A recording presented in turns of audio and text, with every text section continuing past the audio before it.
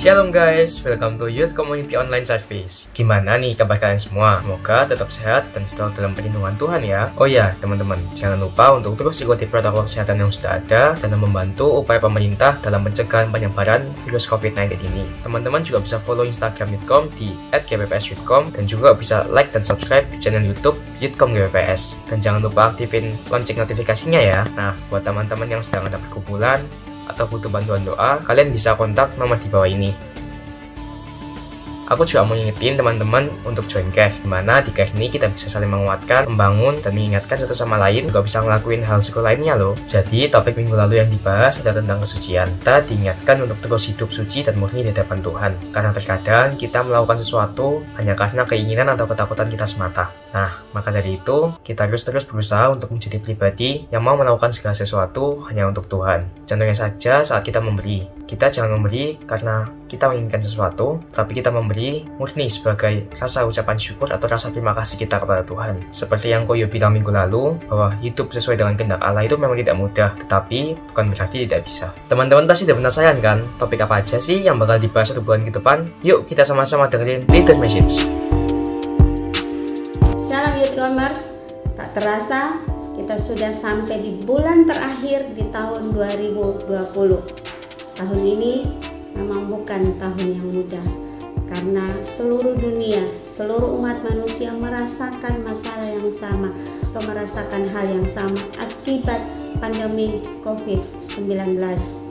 Tapi kalau kita masih ada sampai hari ini, kita masih beroleh kasih karunia memasuki bulan Desember ini, kita tahu itu karena anugerah Tuhan. Teman-teman, Tuhan yang kita sembah, Tuhan yang kita puji adalah Tuhan yang memegang teguh janji-janjinya. Ketika Ia berjanji, maka Ia akan menepati janjinya. Dan janjinya, kesetiaannya terhadap janjinya sudah teruji dan sudah terbukti oleh waktu. Yesus Kristus adalah bukti Allah menggenapi setiap janjinya. Yesus Kristus diberikan sebagai bentuk Allah mengasihi kita seluruh umat manusia. Kasih-Nya yang luar biasa terhadap manusia. Ia rela memberikan anaknya yang tunggal kepada kita agar dunia boleh diselamatkan. Kelahiran Yesus Kristus membawa berita sukacita, berita gembira kepada dunia yang berada di dalam kegelapan, kepada dunia yang berada di dalam kesedihan. Yesus Kristus menjadi jawaban bagi setiap persoalan manusia yang tidak bisa diselesaikan oleh manusia, yaitu dosa. Yesus Kristus bukan hanya lahir, tapi Ia tumbuh menjadi dewasa, berkarya, dan karya terbesar yang Yesus lakukan di atas kayu salib adalah Ia harus menggenapi misi yang Allah berikan kepada Dia, yaitu mati di atas kayu salib. Setelah Ia bangkit, naik ke surga, Ia tidak membiarkan kita sendiri. Ia tidak menjadikan kita yatim piatu, tapi Ia berjanji akan menyertai kita sampai kesudahan zaman. Selamat beribadah, Tuhan Yesus memberkati. Shalom, puji Tuhan, kita kembali beribadah bersama-sama sore hari ini. Mari sama-sama kita siapkan hati kita, mari kita berdoa. Tuhan Yesus, terima kasih untuk sore hari ini. Tuhan begitu baik, Tuhan berikan kami kesempatan kembali untuk kami boleh bersama-sama beribadah Tuhan. Di tengah keterbatasan ini Tuhan, kami tetap mau setia sama Tuhan. Kami percaya Tuhan kami tidak terbatas. Engkau sanggup Tuhan hadir di tengah-tengah setiap kami. Engkau sanggup untuk melalui setiap kami dimanapun kami berada saat ini Tuhan. Kami mau sungguh-sungguh memuji memuliakan Engkau Tuhan Yesus. Biarlah pujian dan penyembahan kami boleh berkenan di hadapan Tuhan. Tuhan kami serahkan ibadah ini dari awal sampai selesainya nanti. Berkaryalah Tuhan atas hidup kami. Terima kasih Tuhan Yesus. Dalam nama Tuhan Yesus Kristus. Haleluya. Amin.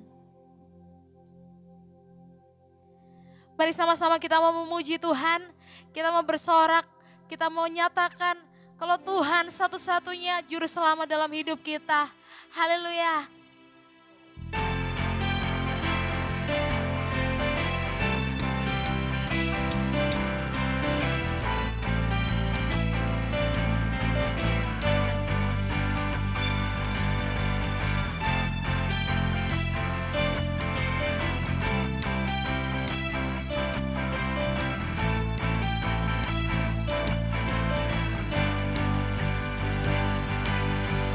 Kau batu karang yang teguh, kota benteng dan perisaiku, yang menang kalahkan maut, penyelamat yang bangkit dan hidup. Haleluya, haleluya, kekal mulia. Haleluya, haleluya, dahsyat berkuasa.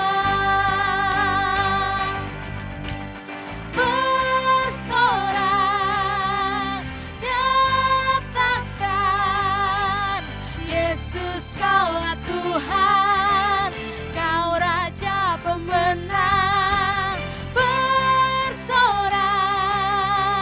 masyurkan. Yesus Kaulah Tuhan, Juru Selamat dunia.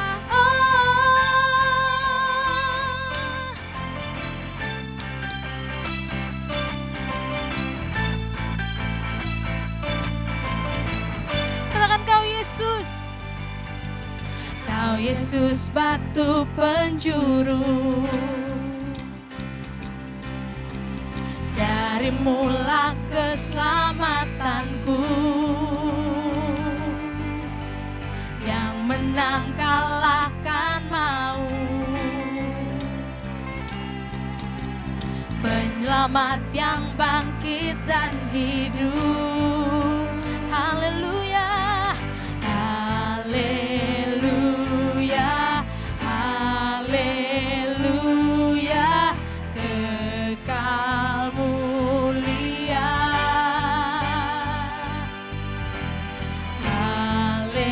Haleluya, haleluya, dahsyat berkuasa.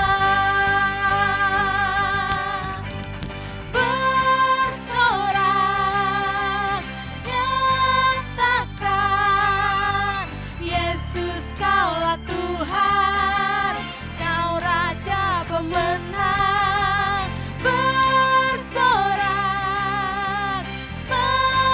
masyurkan.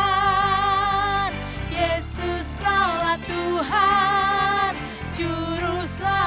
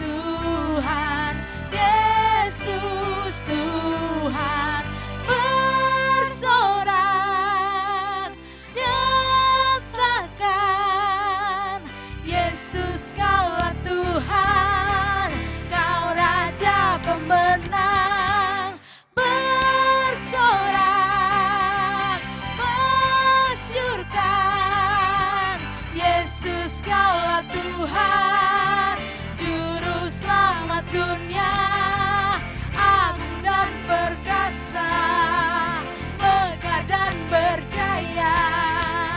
Yesus Tuhan, Yesus Tuhan, tempat perlindungan, gunung pertahanan.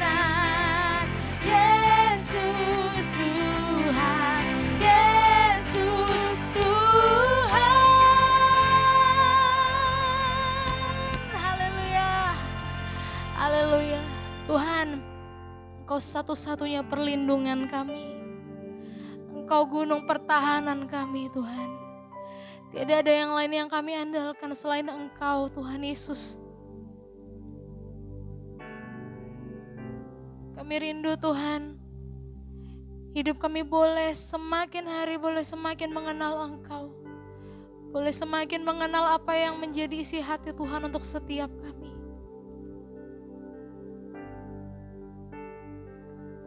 Haleluya.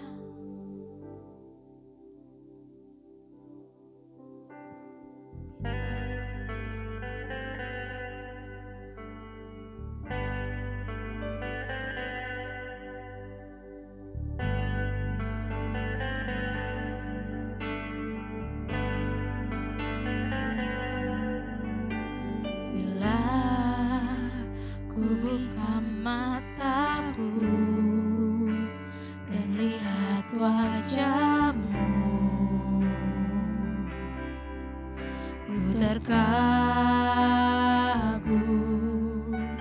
Bila ku lihat hidupku dan karya tangan-Mu,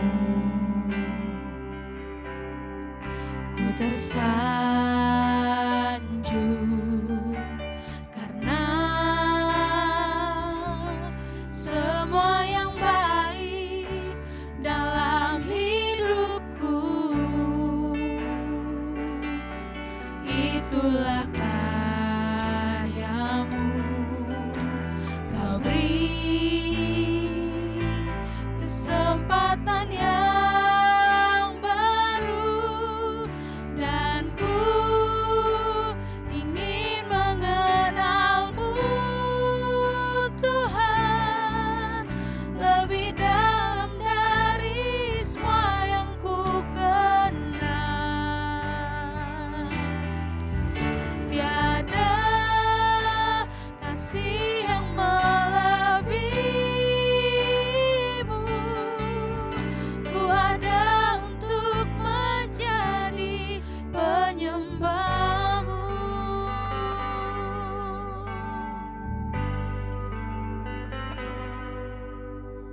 Bila ku buka mataku dan lihat wajah-Mu,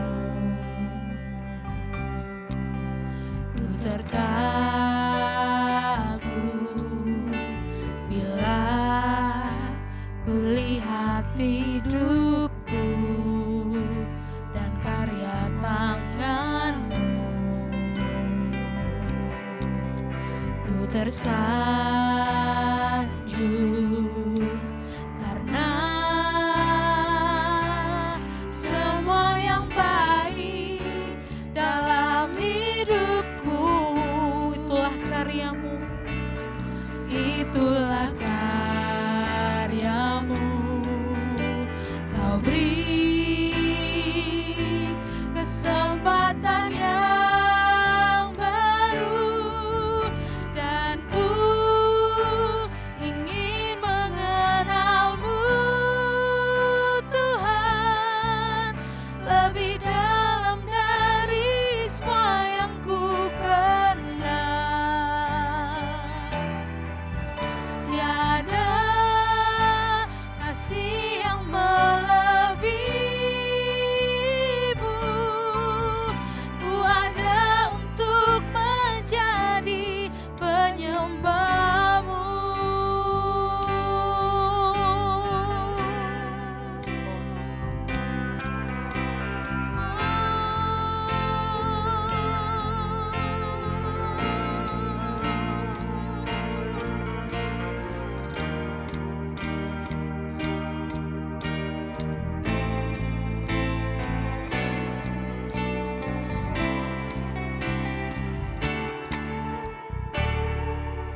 Dan ku ingin mengenal-Mu Tuhan, lebih dalam dari semua yang ku kenal.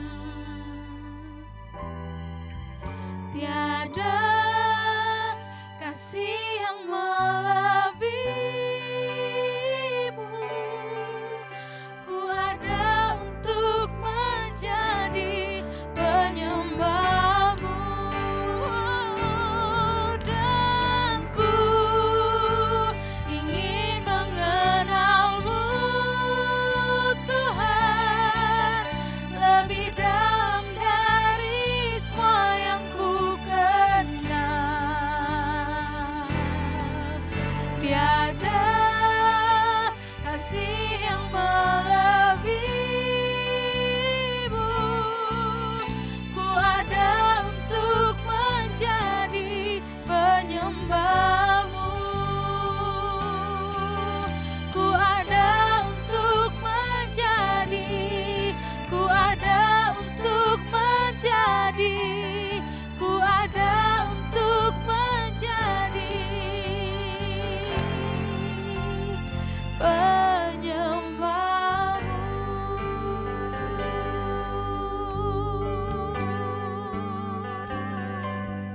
Oh, kami menyembah Engkau,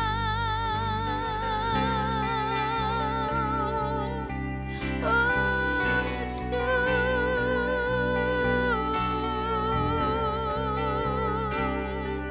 Oh, kami sembah Engkau,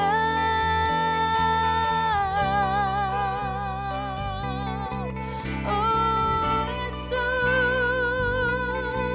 Kami memuji kebesaran-Mu, keagungan-Mu. Oh, haleluya.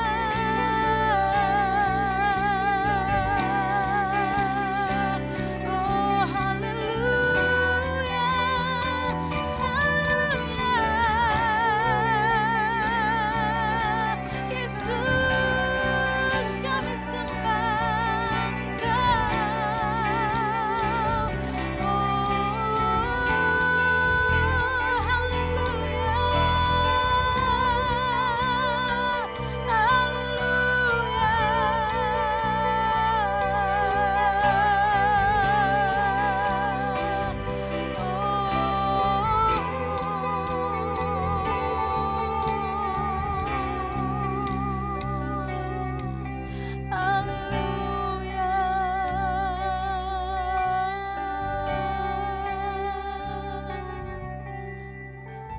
haleluya.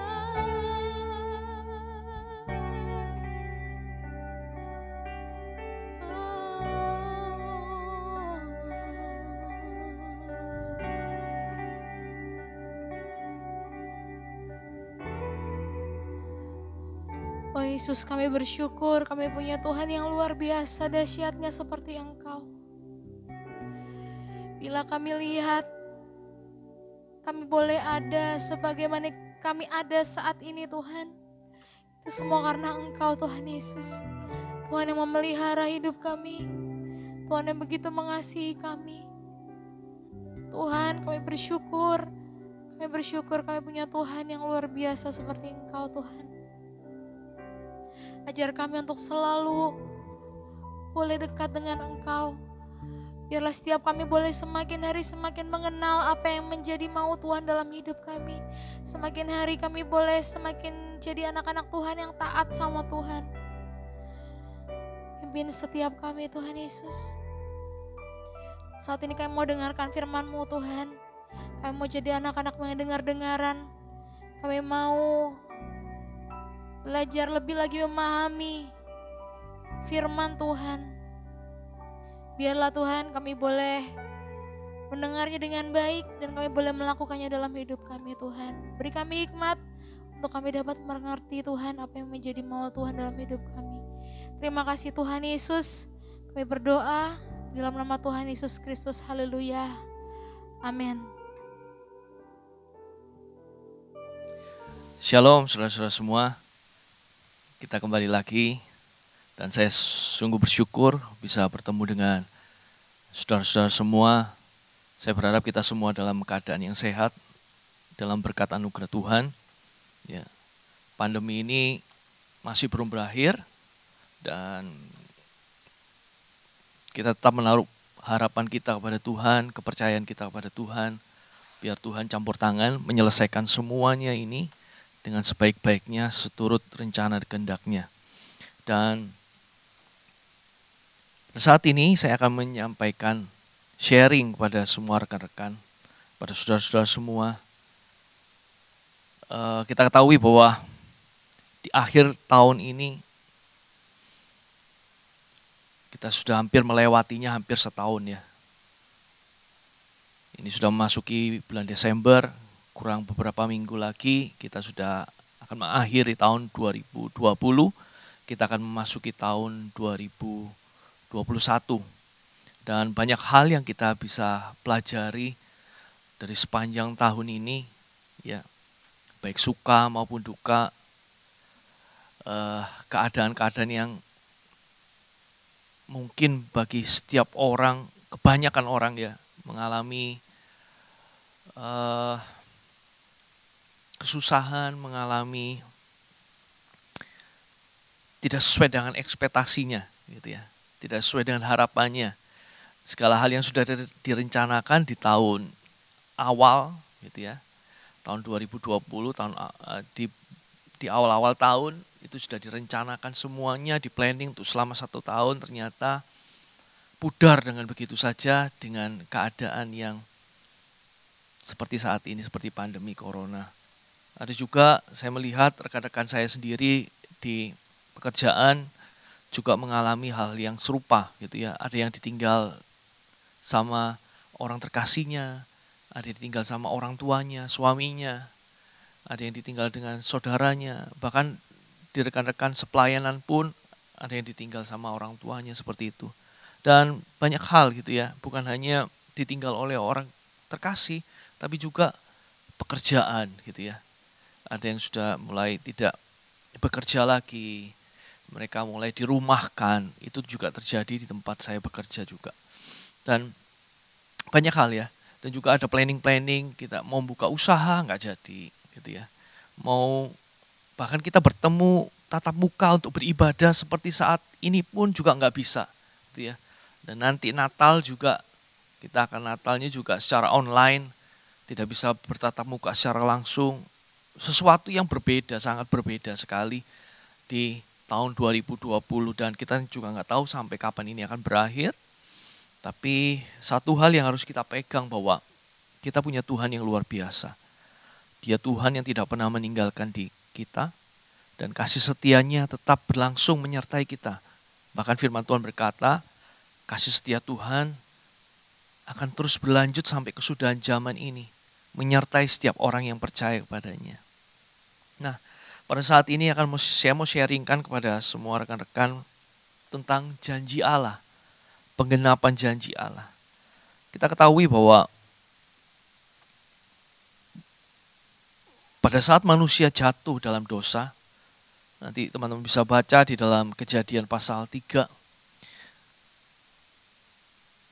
sepertinya sudah tidak ada harapan lagi buat kita, setiap orang, karena kita sudah jatuh dalam dosa yang begitu berat dan sepertinya tidak ada pengampunan lagi dan kita sudah dipastikan bahwa kita masuk di dalam api neraka.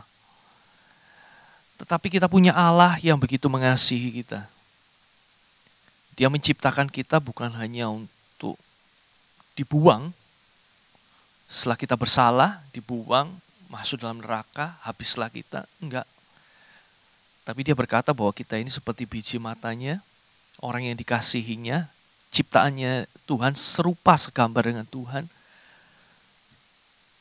Tuhan Allah mendesain atau merancangkan suatu skenario di mana kita, orang yang berdosa, bisa kembali lagi kepada Allah Bapa, punya hubungan yang baik lagi dengan Tuhan. Dengan apa? dengan mengutus anaknya ke dunia ini untuk menyelamatkan kita semua. Inilah yang kita harus pahami, kita harus lihat bahwa kita punya Allah yang sangat peduli. Dia tidak ingin melihat kita hancur, Tuhan tidak ingin melihat kita terpuruk. Tetapi Tuhan ingin melihat kita menjadi umat yang diciptakannya menjadi orang yang berbahagia. Bukan hanya berbahagia di muka bumi ini saja, tetapi berbahagia juga di surga bersama dengan Tuhan dalam kehidupan yang kekal. Di dalam Matius pasal 1 ayat 21, Matius pasal 1 ayat 21 sampai 23.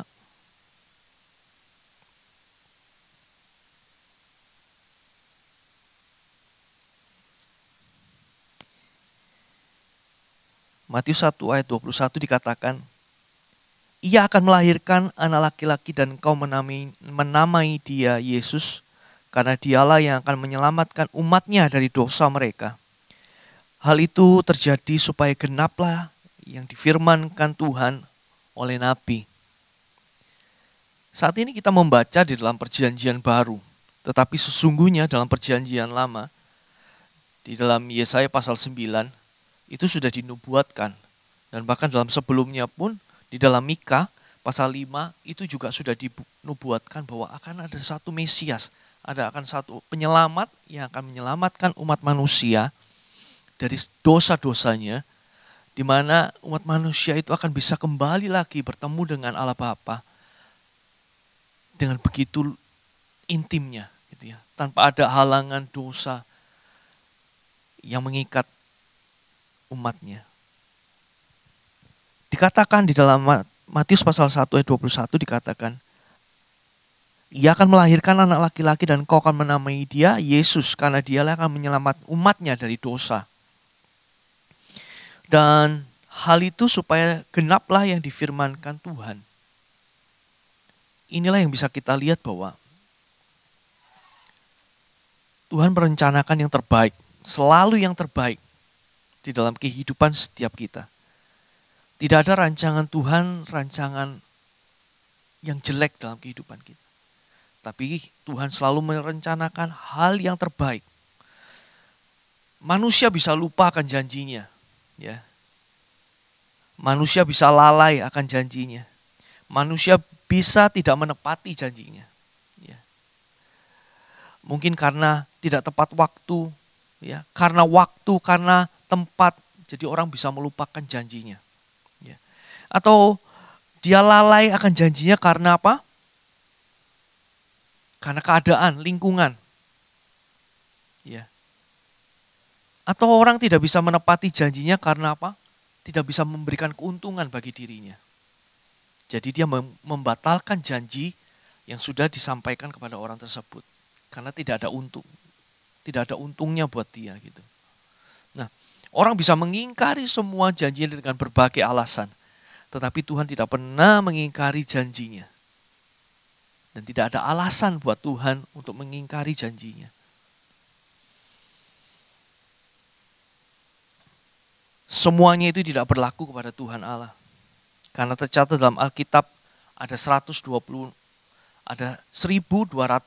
janji Tuhan. Ya, kita bisa bayangkan kalau setahun saja sehari ada 365 hari. Ini mungkin sudah sehari 3 janji Tuhan lebih gitu ya. 4 janji Tuhan lebih diberikan pada setiap anak-anaknya. Kita bisa melihat di sini bahwa janji Tuhan yang Tuhan berikan atau katakan kepada manusia bukan sembarangan janji yang hanya sebagai lip service. Tetapi Tuhan selalu memenuhi, Tuhan selalu menggenapi. Ya. Tuhan kita adalah Tuhan yang memegang janjinya. Tuhan kita adalah Tuhan yang tidak pernah mengingkari janjinya. Apapun keberadaan manusia, terpuruk sekalipun, apapun keadaan dia, Tetap janji Tuhan sempurna. Ya, tetap janji Tuhan sempurna. Ya, apapun keadaan kita, terpuruknya kita. Mungkin kita sebagai anak-anak Tuhan yang nakal, ya, dablek, ya, ngeselin gitu ya. Nggak nurut sama firman Tuhan, nggak nurut sama Tuhan. Tapi pada waktu kita kembali kepada Tuhan, bertobat, janji itu tetap terjadi dalam kehidupan kita. Di dalam Yesaya pasal 9, ayat 1 sampai ke 6.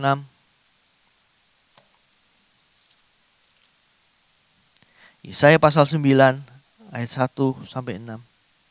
Perikopnya dikatakan, kelahiran Raja Damai. Bangsa yang berjalan di dalam kegelapan telah melihat terang yang besar. Mereka yang diam di negeri kekelaman, atasnya terang telah bersinar. Engkau telah menimbulkan banyak sorak-sorak dan sukacita yang besar.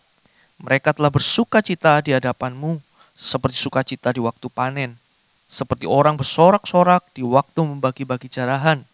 Sebab kuk yang menekannya dan gandar di atas bahunya, serta tongkat si penindas telah Tuhan patahkan seperti pada hari kekalahan Midian. Sebab setiap sepatu tentara yang berderap-derap dan setiap jubah yang berumuran darah akan menjadi umpan api. Sebab seorang anak telah lahir untuk kita, seorang putra telah diberikan untuk kita. Lambang pemerintahan ada di atas bahunya dan namanya disebut orang penasehat ajaib, Allah yang perkasa, Bapa yang kekal, Raja damai. Besar kekuasaannya dan damai sejahtera tidak akan berkesudahan di atas takhta Daud dan di dalam kerajaannya, karena ia mendasarkan dan mengokohkan dengan keadilan dan kebenaran dari sekarang sampai selama-lamanya. Ini adalah salah satu janji Tuhan yang terbesar dalam sejarah umat manusia, di mana manusia sudah terpuruk dengan keadaannya, dengan dosa yang merintanginya, dengan halangan tembok begitu besar karena dosa itu. Tetapi nubuatan Nabi Yesaya dikatakan bahwa akan ada seorang anak lahir untuk kita. Ya. Seorang putra telah diberikan untuk kita. Lambang pemerintahan ada di atas bahunya yang namanya disebut apa saja? Penasehat ajaib, Allah yang perkasa, Bapa yang kekal, Raja damai. Ini adalah salah satu janji yang terbesar dalam sejarah umat manusia. Kelahiran Tuhan Yesus. Suatu misi yang sangat berat buat Tuhan. Karena Tuhan sudah nyaman, sudah enak di atas surga.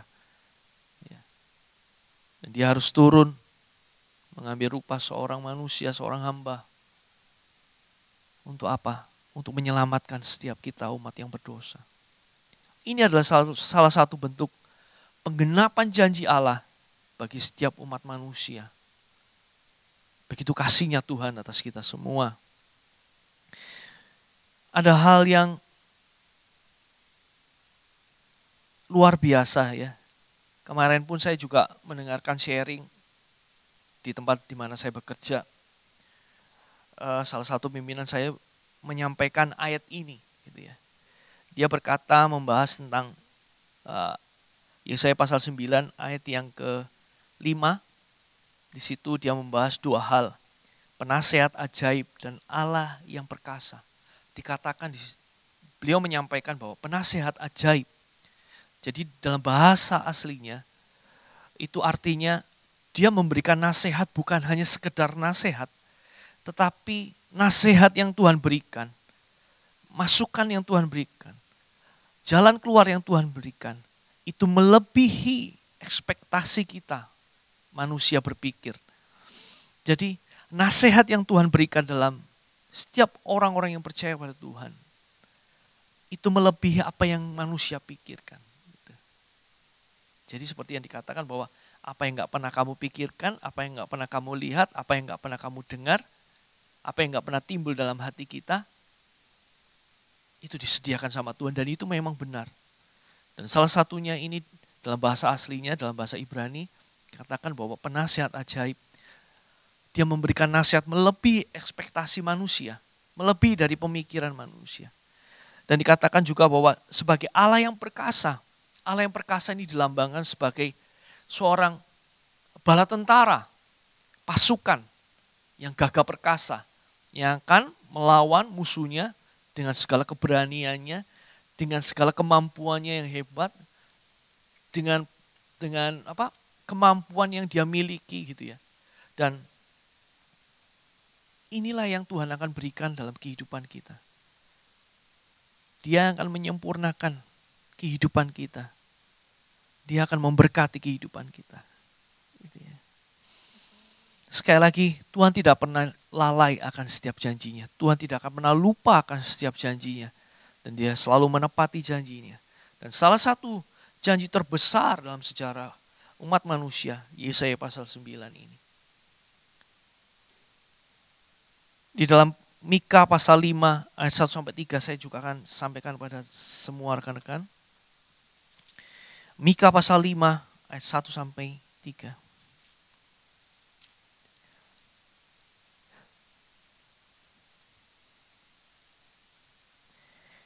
Perikopnya dikatakan Raja Mesias dan penyelamat Israel.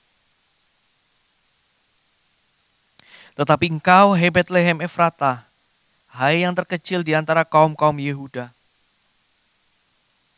daripadamu akan bangkit bagiku seorang yang akan memerintah Israel, yang permulaannya sudah sejak purbakala, sejak dahulu kala. Sebab itu ia akan membiarkan mereka sampai waktu perempuan akan telah melahirkan. Lalu selebihnya dari saudara-saudaranya akan kembali kepada orang Israel, maka ia akan bertindak dan akan mengembalakan mereka dalam kekuatan Tuhan dan dalam kemegahan nama Tuhan Allah mereka. Dan mereka akan tetap tinggal, sebab sekarang ia akan menjadi besar sampai ke ujung bumi. Ini ada korelasinya antara tadi Yesaya dan juga Mika. Ya, tentang penggenapan seorang Mesias yang akan menyelamatkan umat manusia. Dan pembelajaran apa yang bisa kita dapat dari momen ini? Ya. Yang pertama yaitu janji Tuhan itu selalu ya dan amin. Ya. Janji Tuhan itu selalu ya dan amin. Ya, kenapa kok dikatakan ya? Akan pasti digenapi. Ya. Amin. Kita sebagai orang Kristen selalu berkata amin. Setiap perkataan yang baik kita selalu katakan amin gitu ya. Karena kita tidak seperti yang lainnya. Moga-moga, semoga, kalau iya gitu ya. Enggak. Apa yang difirmankan dalam firman Tuhan kita selalu katakan amin. Karena itu adalah sebuah kepastian. Dan janji Tuhan yang Tuhan berikan dalam kehidupan kita itu juga ya dan pasti akan digenapi, pasti ditepati. Dan kita akan mengaminkan, ya pasti akan terjadi. Ya. Amin, kepastian yang tidak asal-asalan. Ya. Dalam Ulangan pasal 7 ayat 9 dikatakan, dia Tuhan yang berpegang pada janjinya. Dia Tuhan yang berpegang pada janjinya. Inilah yang bisa kita dapat, ya, pembelajaran yang kita dapat bahwa janji Tuhan, ya dan amin.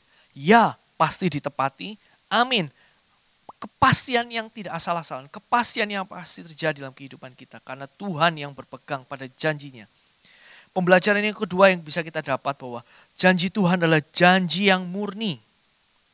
Ya, Mazmur pasal 12 ayat 6 dikatakan bahwa janji Tuhan adalah janji yang baik, janji yang tulus, bukan janji yang penuh dengan kutukan, tidak. Tapi selalu yang baik, yang tulus diberikan Tuhan kepada setiap kita. Orang-orang yang mengasihi Tuhan. Karena itu mari dalam momen Natal kali ini menjadi perenungan buat kita semua bahwa kelahiran Kristus adalah janji Allah. Penggenapan janji Allah untuk menyelamatkan ciptaannya yang dikasihinya. Ya. Supaya tidak binasa dalam kekekalan abadi. Tetapi bersama dengan Allah. Allah menginginkan ciptaannya hidup dalam kekekalan yang indah. Di Firdaus bersama dengan Tuhan. Makanya Sang Juru Selamat Yesus Kristus diutus untuk menyelamatkan kita, orang-orang yang berdosa. Tuhan membayar lunas dengan kesengsaraannya selama di dunia. dan memberikan pengampunan dan pelunasan dari hutang-hutang, di mana kita menjadi lahir baru karena kelahiran Tuhan Yesus dan kematiannya. Sehingga sekarang kita boleh beroleh kasih karunia yang menghampiri kita, untuk kita bisa datang kepada takhta kasih-Nya tanpa ada beban, tanpa ada kutuk. Hiduplah di dalam anugerah-Nya. Ingatlah akan janji-janji-Nya. Firman Tuhan mengandung janji-janji saat ini. Ya. Saat kita lemah, saat kita letih, lesu, tidak ada pengharapan. Firman Tuhanlah adalah janji Tuhan. Firman Tuhanlah yang menulis semuanya janji-janji Tuhan untuk kita tetap hidup. Ya. Untuk kita tetap kuat. Ya. Janji Tuhan adalah vitamin buat kita. Janji Tuhan adalah memberikan kekuatan buat kita semua. Biarlah sharing singkat pada saat ini itu menggugah kita semua. Kita menyadari bahwa kita punya Tuhan yang sangat mengasihi kita. Dia bukan Tuhan yang abal-abal. Dia Tuhan yang sempurna buat kita. Setiap perkataannya, setiap apa yang sudah dijanjikan buat kita, selalu ditepatinya, digenapinya. Kapan itu terjadi? Itu sesuai dengan waktu dan rencana Tuhan. Karena waktu dan rencana Tuhan adalah waktu yang terbaik. Waktu yang tepat. Tidak pernah meleset buat kita semua. Mari sama-sama kita berdoa. Tuhan,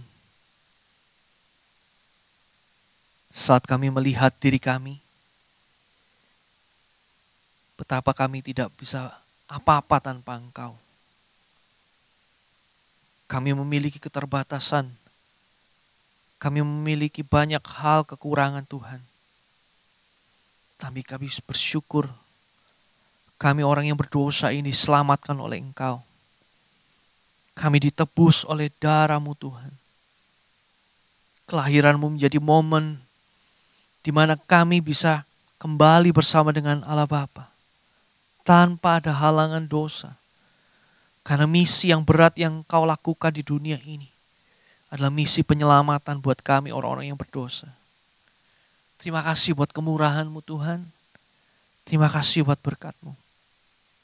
Biarlah kami selalu mengingat pengorbanan-Mu. Biar kami selalu mengingat jerih lelah-Mu Tuhan untuk menyelamatkan kami semua. Supaya kami menjadi orang-orang yang menaruh iman kami sekuat-kuatnya kepada Engkau. Menaruh harapan kami hanya kepada Tuhan. Tidak mengandalkan kekuatan atau kemampuan kami. Dan biarlah kami menyadari bahwa kami tanpa Tuhan adalah sia-sia. Berkati setiap anak-anak-Mu Tuhan, di dalam masa muda mereka, biar mereka terus bisa mendekatkan diri kepada Tuhan, menaruh kepercayaannya kepada Tuhan, dan mengandalkan Tuhan sepenuhnya. Kami tahu Tuhan bahwa hari-hari ini begitu berat, bahkan tahun ke depan pun kami juga nggak tahu apa yang akan terjadi. Apakah semakin mudah, apakah semakin sulit. Tapi firman-Mu berkata bahwa hari-hari ini semakin jahat. Dan kami tahu apa yang harus kami buat selain kami hanya bisa berdoa, memohon kepada Tuhan, berserah diri kepada Tuhan, menaruh setiap rencana-rencana kehidupan kami ke depan kepada Tuhan. Tuhan sertai kami, bimbing kami, baik kami yang masih sekolah, kami yang bekerja, kami yang sudah berumah tangga, dalam keluarga kami, dalam pekerjaan kami. Tuhan, Kau campur tangan. Segala angan-angan cita-cita, setiap rencana-rencana tahun depan yang akan kami kerjakan, Tuhan, kami selaraskan dengan segala rencana Tuhan. Karena kami yakini, kami percaya bahwa rencana Tuhan adalah rencana yang terbaik. Waktu Tuhan adalah waktu yang terbaik. Terima kasih Bapa buat kesempatan yang indah yang kami boleh terima untuk kami bisa belajar bersama-sama. Terima kasih Bapa. Hanya di dalam nama Tuhan kami Yesus Kristus, Tuhan dan Juru Selamat kami yang hidup. Haleluya. Amin. Tuhan berkati kita semua, tetap jaga kesehatan, sampai bertemu di lain waktu, lain kesempatan. Tuhan Yesus memberkati.